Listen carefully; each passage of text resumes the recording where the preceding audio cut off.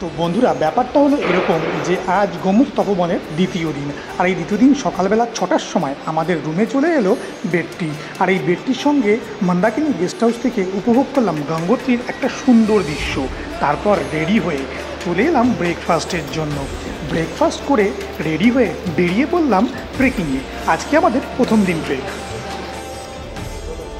তো বন্ধুরা, ফাইনালি গোমুখ তপবন trek start হলো গঙ্গোত্রী থেকে। আর আজকে ট্রেকের প্রথম দিন। তো আজ গঙ্গোত্রী থেকে যাব ভোজবাসা।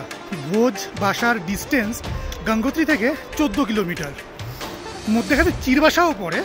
চিরবাসাতে অনেকেই স্টে দেয়, কিন্তু চিরবাসাতে আমরা স্টে নিইনি, ডিরেক্ট ভোজবাসাতে গিয়েই স্টে করব। টাইম আশা করি লাগবে 7 থেকে 8 ঘন্টা। তারপরে তো ফিটনেসের উপর ডিপেন্ড করছে, আর রাস্তা কতটা ডিফিকাল্ট তার উপরও ডিপেন্ড করছে। তো সঙ্গে থাকুন, দেখতে থাকুন ভবঘুরে অভি। আর গোমুখ তপবনের সমস্ত ইনফরমেশন পেতে কিন্তু চটপট চ্যানেলটিকে সাবস্ক্রাইব করে বেল আইকনটি প্রেস করে নিন।